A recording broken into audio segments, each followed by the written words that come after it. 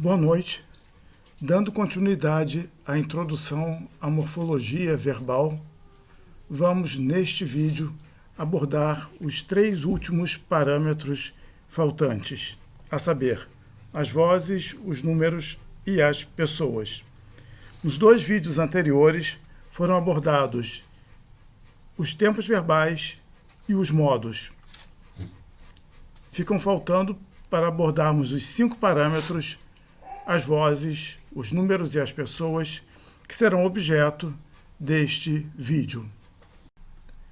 Há 3 vozes verbais em grego: a voz ativa, a voz média e a voz passiva.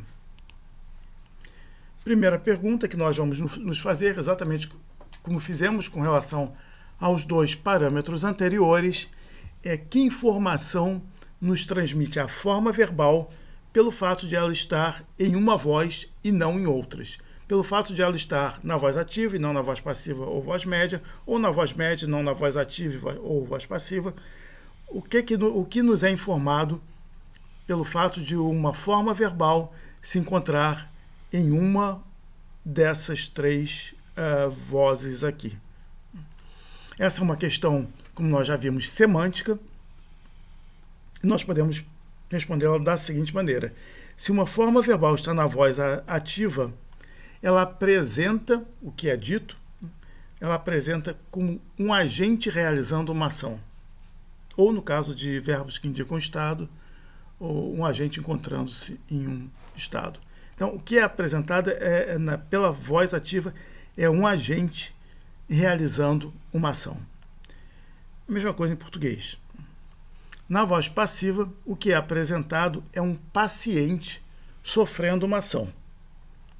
Aqui eu digo: João educa Paulo. O João está realizando a ação de educar. Educa indica que alguém está realizando uma ação sobre uma outra pessoa. E Paulo é educado por João. É educado indica que alguém está sofrendo a ação de educar. Então, as vozes ativa e passiva, não há nenhum problema, porque nós temos os mesmos 2 sentidos em português, do sentido ativo e sentido passivo. O problema é a voz média, que lembra, às vezes, a voz reflexiva em português. João se instrui, né? Às vezes lembra essa voz reflexiva do português. Mas a voz média em grego tem uma gama de significados um pouco mais ampla. Nós podemos dizer que a voz média implica sempre, de alguma maneira, uma reflexividade sobre o agente. Mas essa reflexividade vai se dar, pode se exprimir de diversas maneiras. Ou bem, pelo fato de o agente realizar uma ação sobre si mesmo. Em geral, esse primeiro sentido, o sentido A, é em geral o sentido que nós temos em português da chamada voz reflexiva. João se instrui, ele realiza uma ação sobre si mesmo. Mas também a voz média pode indicar que um agente realiza uma ação sobre algo que pertence a si. Nós vamos ver já um exemplo disso aqui. Enfim, a voz média pode indicar que o agente realiza uma ação em que ele tem algum interesse. Então, nós temos 3 possibilidades, pelo menos essas 3 possibilidades, que podem ser expressas por uma forma verbal média. Em todas elas, nós podemos dizer que há uma certa reflexividade da ação sobre o próprio agente. Ou o agente realiza a ação sobre si mesmo, ou realiza a ação sobre algo que pertence a si, sobre uma parte do seu corpo, por exemplo, ou realiza uma ação na qual ele tem algum interesse.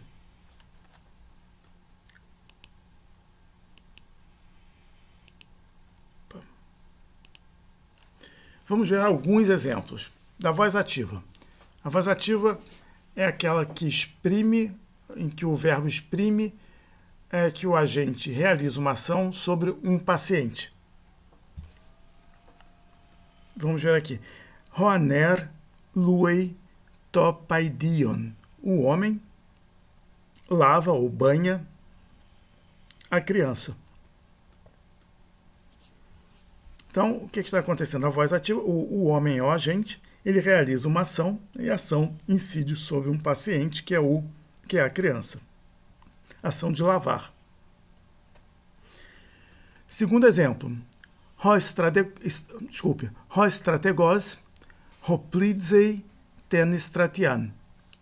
Ho strategos é o general arma o exército. De novo, o general realiza uma ação sobre um paciente, o exército, e uma voz ativa, sem problemas, como em português também.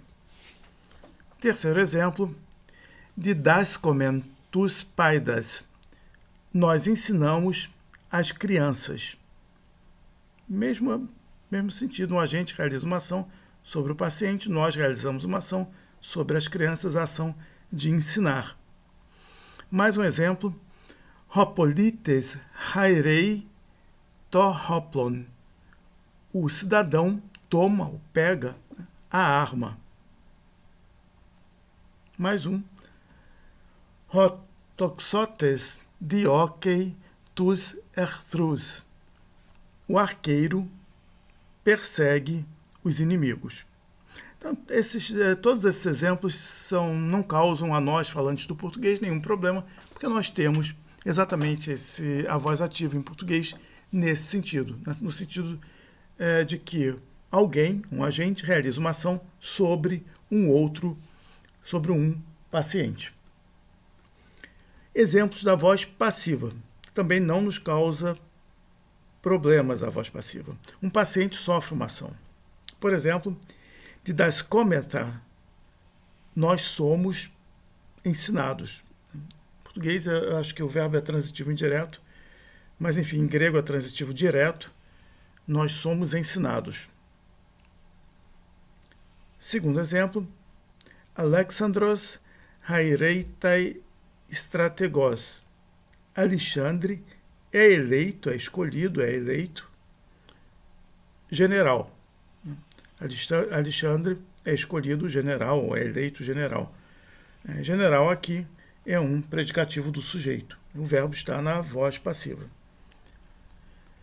Mais um outro exemplo de voz passiva, hotoxotes dioketai hypoton erthron. O arqueiro é perseguido pelos inimigos. Aqui é o agente da passiva. Hypo, em grego, introduz agente da passiva. Então, ele é perseguido pelos inimigos. O que nós temos aqui é um paciente, o arqueiro, que sofre a ação de ser perseguido.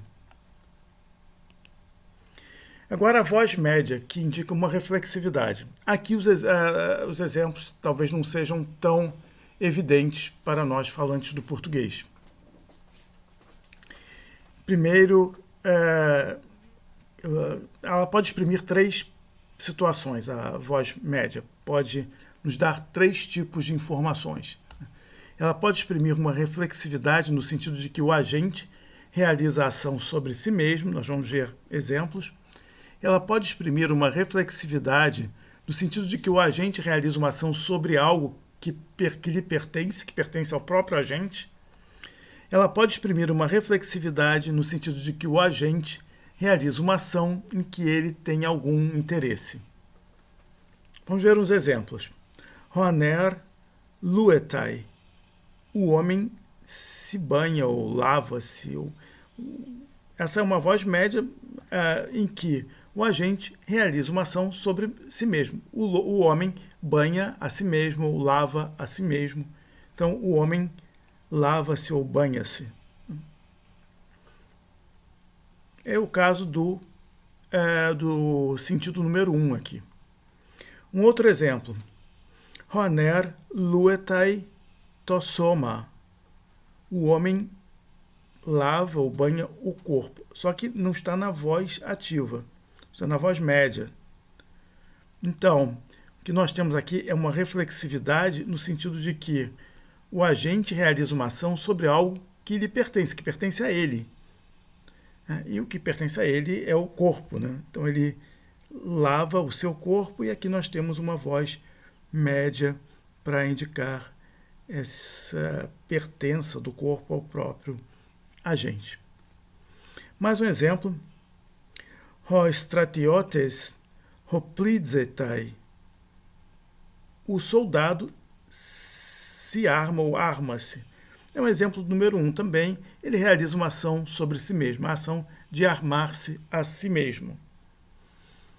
Agora, um último exemplo.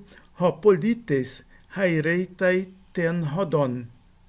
O cidadão escolhe o caminho. Nós temos aqui uma voz média, mas uma voz média de interesse. O cidadão está interessado na ação que ele realiza, que é a ação de escolher. Normalmente o verbo escolher semanticamente já indica, né, que quem realiza a ação tem algum interesse. Esse terceiro caso é um exemplo do número 3 aqui, em que o agente realiza uma ação em que ele tem algum interesse.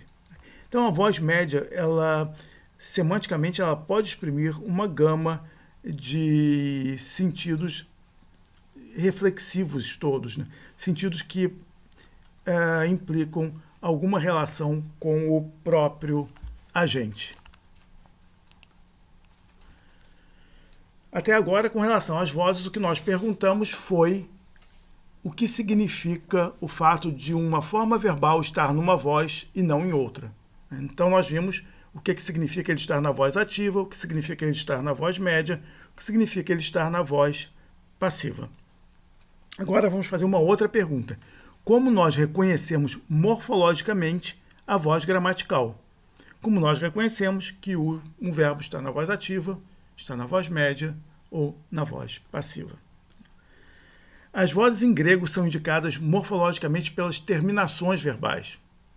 Há terminações verbais ativas e terminações verbais médio-passivas. Em grego, há dois tipos de terminações verbais, terminações que são chamadas de primeiras e terminações segundas, para 3 modos, para o modo indicativo, subjuntivo e optativo. E as terminações primeiras vão se subdividir em ativas e médio-passivas, e as segundas também. Então, nós temos terminações primeiras ativas, terminações primeiras médio-passivas,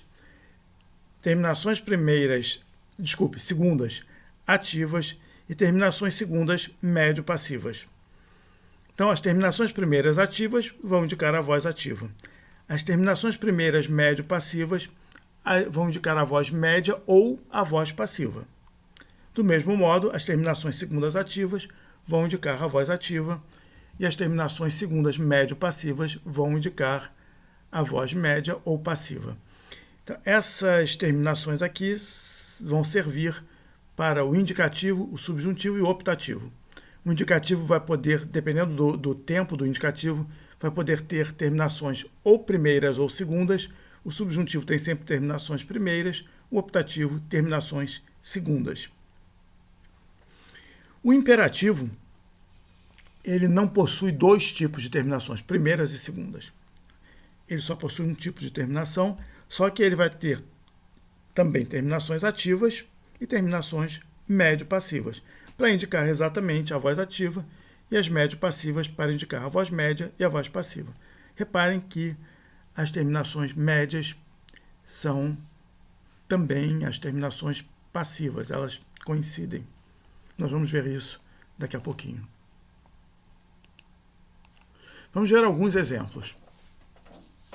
Se eu digo paideomen, essa forma verbal está na voz ativa, tem uma terminação, aqui no caso é uma terminação primeira, da voz ativa. Vamos passar agora a essa forma verbal aqui. Paideometa. Paideometa é uma forma verbal, tem uma terminação meta. Essa terminação pode ser média ou passiva. Então, essa forma verbal aqui pode indicar uma voz passiva, nós somos educados por alguém, ou uma voz média, nós nos educamos, ou nós educamos os nossos filhos e temos um interesse nessa ação de educar. Então, enquanto men indica a voz ativa, o meta indica a voz média ou a voz passiva. Então, são terminações primeiras, ativa e médio passiva. Vamos ver um outro exemplo aqui. Epaideuon. Essa forma aqui é o imperfeito do verbo paideu, do verbo educar, na primeira pessoa do singular. Eu educava. É o que significa essa forma aqui. Nós temos essa terminação, esse nu aqui, que é uma terminação ativa do segundo grupo de terminações. E vamos então para a voz médio-passiva. Epaideuomen. Esse men aqui é uma terminação média ou passiva. E é uma terminação segunda. Então, essa forma aqui pode significar ou bem eu me educava, ou bem eu era educado, ou bem eu educava alguém tendo um interesse na ação de educar. Então, terminações primeiras, terminação primeira ativa, terminação primeira médio-passiva, terminação segunda ativa, terminação segunda médio-passiva. São apenas alguns exemplos, apenas um exemplo, na verdade, da terminação primeira, um exemplo da terminação segunda. Vamos agora para o imperativo. O imperativo não tem essa divisão entre terminações primeiras e terminações segundas. O imperativo, como vimos, tem terminações próprias. Então, se eu tiver essa forma verbal aqui, paideueto, essa forma é uma forma imperativa de terceira pessoa do singular, que significa que ele eduque. É um imperativo de terceira pessoa. Essa outra forma aqui, paideuesto, é um imperativo de terceira pessoa também, só que é uma forma médio-passiva. Enquanto o to aqui é uma forma ativa, o estou aqui é uma forma médio-passiva. Então, pode seguir essa forma verbal fora de um contexto, a gente não tem como determinar se ela é média ou se é passiva, ela pode significar que ele seja educado, que ele se eduque, que ele eduque um terceiro, tendo interesse nessa ação de educar. Enfim, pode significar qualquer modalidade, qualquer sentido médio e pode significar o sentido passivo também. Então, é a terminação que vai indicar se se trata de uma voz média ou de uma voz passiva. Se se trata de uma voz ativa, se se trata de uma voz média ou passiva, sendo que, no caso de ser médio passivo, a terminação é idêntica.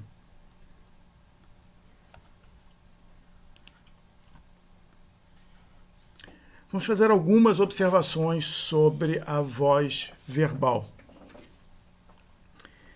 Primeira observação, com exceção do auristo e do futuro, com exceção desses dois tempos verbais, os demais tempos têm a forma da voz média idêntica morfologicamente à forma da voz passiva. Presente, por exemplo, vai ter a forma da voz média idêntica à forma da voz passiva. Nós já falamos sobre isso. Então, a forma ativa do presente é paideuomen. Ativa tem a terminação própria. Agora, a forma média e passiva vão ter uma terminação comum. Então, paideuometa, essa forma verbal aqui pode ser uma forma média ou passiva. Paideuomen é uma forma ativa, mas essa segunda não se sabe se é média ou passiva, só o contexto vai dirimir a dúvida. Agora, no caso do futuro e no caso do auristo, nós temos uma forma média diferente da forma passiva. Um futuro, forma ativa. Paideusomen, nós educaremos. Forma média.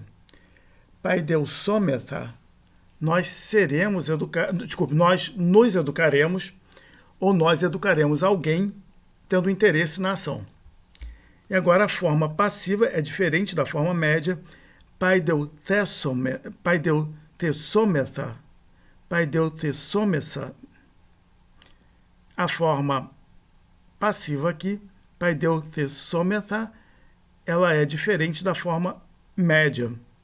Então, nós seremos educados. A diferença não está na terminação. A diferença está no tema. O tema passivo do futuro, ele recebe um TH, um teta e eta aqui. O auristo vai ter uma diferença também entre a voz, uma diferença morfológica entre a voz média e a voz passiva. É um exemplo da voz ativa. Epaideusate, voz educastes, terminação ativa aqui. Exemplo da voz média. Epaideusaste, vós vos educastes, ou vós educastes vos, ou vós educastes um terceiro com interesse na ação de educar, voz média. E a voz passiva vai ter um teta-eta também. Epaideuthete. Agora, reparem o seguinte, a terminação da voz passiva do auristo é idêntica à terminação da voz ativa, não da terminação da voz média. Em todos os demais tempos, a terminação média e a terminação passiva são idênticas. No caso do auristo, não.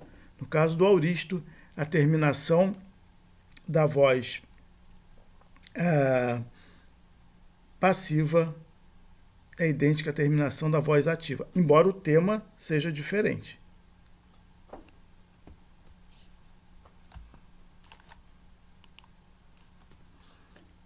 Vamos ver exatamente essa observação sobre o auristo.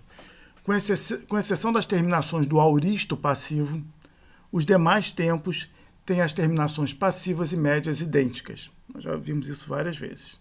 No caso do auristo, as terminações das formas passivas são idênticas às terminações ativas. Então, no caso do presente, terminação ativa men, terminação média e passiva metha. No caso do futuro, terminação ativa men, terminação média e passiva metha. Ainda que a voz média seja diferente da voz passiva no futuro, as terminações são as mesmas. Paideusômetha e paideutessômetha. A terminação é a mesma. O tema é diferente. No caso do auristo, a terminação da voz ativa é o T, epaideusate, na segunda pessoa do plural. A terminação da voz média é um ST, epaideusaste, e a terminação da voz passiva vai coincidir com a terminação da voz ativa. Epaideuthete. Aqui o T é idêntico à voz ativa. Então, nesses casos, nós vamos ter o tema diferente, o tema da voz passiva do auristo é diferente do tema da voz ativa, mas a terminação é a mesma. Enfim, uma última observação, o futuro perfeito não perifrástico, nós vamos ver o que é perifrástico, o futuro perfeito só ocorre praticamente, com pouquíssimas exceções, acho que em ático só 2 exceções, só ocorre na voz passiva. Então, o futuro perfeito é um tempo que ocorre basicamente na voz passiva. Se eu quiser usá-lo na voz ativa, eu vou usar uma forma perifrástica. Vamos ver isso. Então, o que são formas perifrásticas? Né? São formas compostas por um verbo auxiliar e o particípio do verbo principal. Então, em grego, a princípio em grego nós podemos tomar qualquer forma verbal conjugada e transformá-la numa forma perifrástica. Aristóteles, eu marquei aqui a referência, diz isso exatamente na Metafísica. no livro Delta, capítulo 7, nessa passagem aqui, 10, 17 a 28, e ele dá uns exemplos. Ele diz o seguinte, a frase anthropos hygieinei, o homem está saudável, pode ser transformada em anthropos hygienon estin, o homem é saudável. Em português não dá muito certo, porque nós não temos um verbo, até onde eu me lembro, para indicar estar saudável. Já a gente já usa um adjetivo. Mas nesse segundo exemplo a coisa fica mais clara. Anthropos badidzei, o homem anda. O badidzei aqui é o presente do indicativo. Isso pode ser transformado, segundo Aristóteles, e isso é um fato, pode ser transformado na forma anthropos badidzon estin, o homem é andante. Enfim, a princípio, então, o que eu queria dizer é que todas as formas conjugadas, todas as formas verbais conjugadas podem ser transformadas em formas perifrásticas, embora isso não ocorra constantemente, mas no caso do futuro perfeito é muito comum, no caso dos tempos derivados do perfeito, é muito comum nós termos formas perifrásticas. Quais são os tempos derivados do tema do perfeito? O próprio perfeito, o mais que perfeito e o futuro perfeito. No caso desses três tempos, é comum nós termos formas perifrásticas. Vamos ver alguns exemplos. Futuro perfeito do indicativo ativo. Gegrafos esomai. Gegrafos é um particípio perfeito e o verbo ser no futuro. Eu terei escrito. Futuro perfeito indicativo passivo. Epseus menos esomai. Epseus menos esomai significa eu terei sido enganado. Uma voz passiva aqui. O particípio perfeito na voz passiva, enquanto aqui no primeiro exemplo ele estava na voz ativa. Um outro exemplo. Perfeito do subjuntivo ativo. Pepaideukos ou que eu tenha educado. É um subjuntivo, normalmente ocorre em orações subordinadas, é mais raro ocorrer em orações principais, mas enfim. Então eu tenho o particípio perfeito ativo mais o verbo ser no subjuntivo. Agora, o perfeito do subjuntivo passivo. Pepai deu menos o particípio perfeito na voz passiva e o verbo ser no subjuntivo, que eu tenha sido educado. Então, só para mencionar alguns exemplos das formas perifrásticas que, como eu disse, ocorrem sobretudo nos tempos derivados do perfeito. Perfeito, mais que perfeito e futuro perfeito. Segundo o testemunho de Aristóteles, isso pode ser feito com qualquer forma verbal. Então, últimas considerações sobre vozes. As formas médias e passivas coincidem morfologicamente, como nós vimos, então usa-se frequentemente a expressão forma médio-passiva para designar aquelas formas que podem funcionar como voz média e como voz passiva. Uma última observação, há um conjunto de verbos que só são usados na voz média ou passiva, mas normalmente voz média, mas eles têm um sentido ativo. Esses verbos são verbos depoentes, chamados de verbos depoentes. Isso existe em latim também. Então, alguns exemplos desses verbos.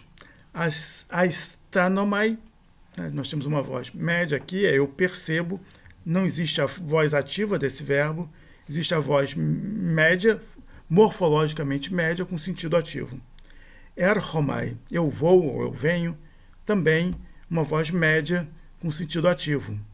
Agamai, também eu admiro, uma voz média com sentido ativo. Na verdade, esses verbos depoentes, eles são verbos com sentido médio em que há um interesse do agente na ação. Acho que originalmente a explicação seria essa. Em latim nós também temos, por exemplo, em latim, eu admiro, eu uso uma voz passiva ou média. Não existe essa separação tão clara em latim entre voz média e passiva. Mas eu digo, por exemplo, admiror e não admiro. Em latim é uma voz passiva com sentido ativo. Trata-se de um verbo depoente.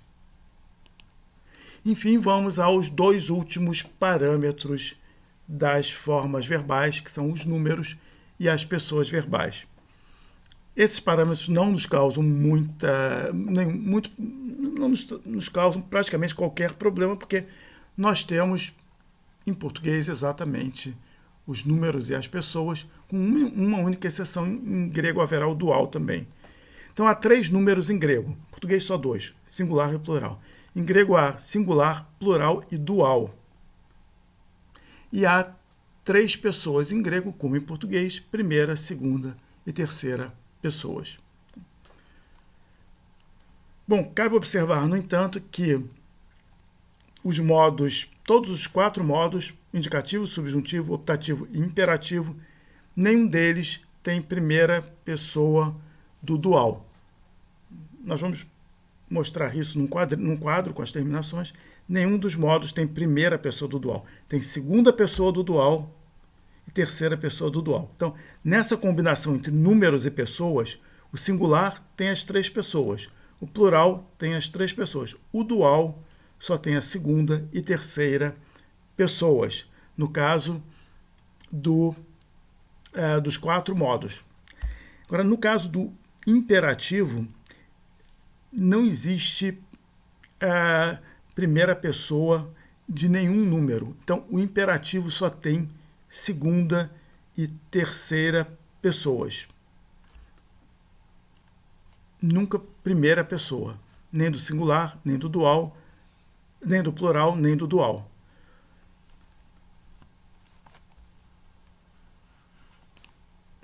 Aqui nós temos um exemplo de um verbo em que nós podemos ver essa combinação de número e pessoa. Essa aqui, essa coluna das pessoas, essa é a linha dos números. Singular, plural e dual, primeira, segunda e terceira pessoas. Então, primeira pessoa do singular, trejo, eu corro. Segunda pessoa do singular, trejes, tu corres. Terceira pessoa do singular, treje, ele corre. Primeira pessoa do plural, trejomen, nós corremos. Segunda pessoa do plural, trejete, vós correis. Terceira pessoa do plural, trejusin, eles correm. Agora, o que nós não temos em português é o dual. Em grego, não existe primeira pessoa do dual. Então, a gente começa pela segunda pessoa e vamos para a terceira pessoa. Segunda pessoa do dual, trejeton, vós dois correis. E trejeton também para a terceira pessoa, eles dois correm. Não há uma forma verbal para nós dizermos nós dois corremos. Então, há o singular, plural e dual, sendo que no caso do dual não há primeira pessoa. Isso aqui, no caso, é um indicativo presente, mas essa estrutura aqui vale para o optativo, para todo indicativo, para o optativo e para o subjuntivo também. Agora, no caso do imperativo, nós não teríamos essa primeira linha aqui, porque o imperativo não tem nenhuma primeira pessoa, nem do singular, nem do plural, nem do dual. O imperativo tem segunda pessoa dos 3 números e terceira pessoa dos 3 números. Então, uma observação. Os números e as pessoas verbais são indicados nos verbos gregos pelas terminações, como as vozes também. Então, vozes, números e pessoas, o que indica vozes, números e pessoas é a terminação verbal. Há para os tempos do indicativo, subjuntivo e optativo 2 tipos de terminações, nós já vimos isso, terminações primeiras e segundas. Então, cada tipo, subdividindo-se em terminações ativas e terminações médio-passivas. São chamadas terminações primeiras ativas, terminações primeiras médio-passivas, terminações segundas ativas, terminações segundas médio-passivas. O imperativo ele tem terminações próprias, ativas e médio-passivas. Ele não tem essa subdivisão entre terminações primeiras e terminações segundas. Ele tem um conjunto de terminações para a voz ativa e um conjunto de terminações para a voz média e passiva. Esse quadro aqui é um quadro, eu digo, idealmente seriam as seguintes as terminações. Eu digo idealmente porque em muitas situações nós já não vemos claramente essas terminações por queda de terminação, que é o caso do presente, da primeira pessoa do presente ativo temático do indicativo, ou então aqui a transformação do ti em si. Então, idealmente seria isso aqui, nós teríamos isso aqui. Nós teríamos esse conjunto de terminações como sendo terminações primeiras, ativas e médio-passivas, terminações segundas, ativas e médio-passivas. Reparem que não há terminação da primeira pessoa do dual, porque não existe primeira pessoa do dual em nenhum dos modos. O imperativo tem terminações próprias, ativas e médio-passivas. Ele não tem essa separação entre terminações primeiras e segundas. Então, aqui são as terminações ativas do imperativo, idealmente, como eu sempre digo, terminações médio-passivas do imperativo. Não há terminações da primeira pessoa do singular, da primeira pessoa do plural e da primeira pessoa do dual, porque simplesmente não existem as formas de primeira pessoa no imperativo. Nós não vamos decorar isso, evidentemente, de uma hora para outra, né? Mas com o passar do tempo essas formas vão ficando claras. Eu só as coloquei aqui para apresentá-las. Então, as terminações primeiras e segundas, quando são usadas umas e outras. No indicativo, dependendo do tempo, nós vamos usar terminações primeiras ou terminações segundas. No caso do presente, futuro, perfeito e futuro perfeito, nós usaremos terminações primeiras, se esses tempos estiverem no indicativo. No caso do imperfeito, auristo e mais que perfeito, vão ser usadas terminações segundas. Vamos ver um exemplo aqui. Titemi, mi é uma terminação primeira, está na voz ativa aqui, eu ponho. E aqui, titemai é uma terminação primeira também, né, presente do indicativo. Aqui é médio passivo, e aqui no primeiro caso é ativo. Então, mas é presente do indicativo, então tem que ser terminação primeira. Agora, imperfeito do indicativo vai ter que ser terminação segunda. Imperfeito do indicativo ativo, terminação segunda, nu. Imperfeito do indicativo médio passivo, terminação segunda, men. Então, presente eu uso terminação primeira, imperfeito, terminação segunda.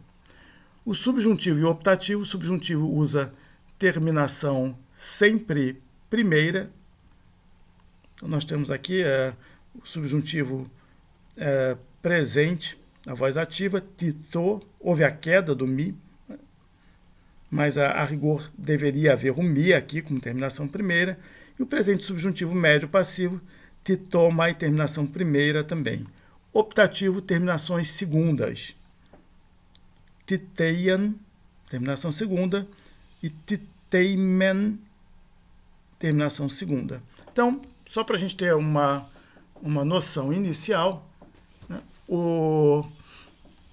por que a gente fala de terminações primeiras e segundas para os modos indicativo, subjuntivo e optativo?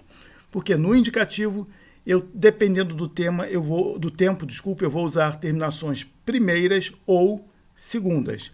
No subjuntivo, eu vou usar sempre terminações primeiras e no optativo, sempre terminações segundas. Há uma exceção aqui na observação, mas a rigor, a regra seria essa. Indicativo, terminações primeiras ou segundas, dependendo do tempo. Subjuntivo, sempre terminações primeiras. Optativo, sempre terminações segundas. E o quadro das terminações, quais são as primeiras, quais são as segundas, está no slide anterior, como nós vimos. Enfim, resumindo a morfologia verbal. A morfologia verbal é o estudo da conjugação dos verbos. A conjugação é a flexão dos verbos, variando o tempo, o modo, a voz, a pessoa e o número, os 5 parâmetros. Os tempos verbais são determinados a partir dos 6 temas básicos de cada verbo e dos 2 tipos de terminações. Nós vimos isso no vídeo anterior. Os modos verbais são determinados a partir da marca entre o tema verbal e a terminação. No caso do indicativo, nós temos uma ausência de marca. No caso do subjuntivo, uma vogal temática alongada. No caso do optativo, essa marca I ou IE. O modo imperativo, ele é determinado por terminações próprias acrescidas ao tema. As vozes verbais são determinadas pelas terminações, ativas ou médio-passivas, que são acrescidas ao tema. E o número e a pessoa são determinados também pelas terminações acrescidas ao tema. Então, com isso, nós fechamos essa introdução à morfologia verbal. A partir de agora, nós vamos ver em detalhes a conjugação, inicialmente a declinação dos nomes, declinação dos substantivos, adjetivos, pronomes, artigos e numerais, e a conjugação dos verbos. Vamos ver agora em detalhes. Esses vídeos foram sobre declinação e conjugação, foram apenas para apresentar o que nós vamos estudar. Serviram apenas como uma introdução para mostrar o que nós vamos estudar.